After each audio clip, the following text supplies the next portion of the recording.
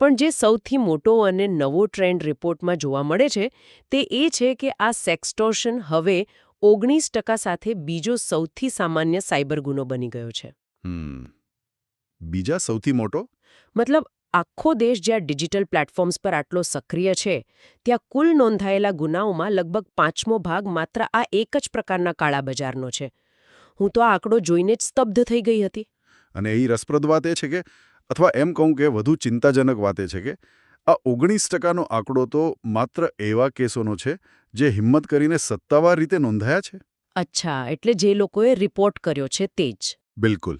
Cyber સુરક્ષામાં એક term છે ડાર્ક ફિગર ઓફ ક્રાઇમ, એટલે કે એવા ગુનાઓ જે ક્યારેય સિસ્ટમ સુધી પહોંચતા જ નથી. સેક્સટોર્શનના કિસ્સામાં આ પ્રમાણ કલ્પી ન શકાય તેટલું મોટું હોય છે. કારણ કે લોકો ડરી જાય છે.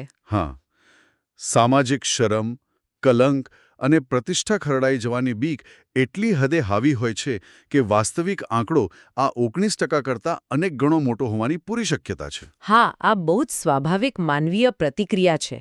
રિપોર્ટ પણ કહે છે કે મોટાભાગના કિસ્સાઓમાં જ્યારે કોઈ વ્યક્તિ આ જાળમાં ફસાય છે ત્યારે તે 1930 હેલ્પલાઇન પર ફોન કરવાને બદલે ચૂપચાપ ગુનેગારોને ખંડણી ચૂકવવાનું પસંદ કરે છે. હા, એ એક ભ્રમ હોય છે કે પૈસા આપી દેવાથી મામલો પતી જશે. એક્ઝેક્ટલી. અને આ જ સામાજિક કલંક ગુનેગારોનું સૌથી મોટું હથિયાર બની જાય છે.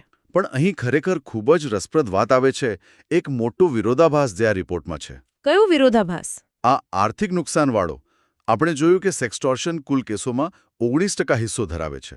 એટલે વોલ્યુમ બહુ મોટું છે.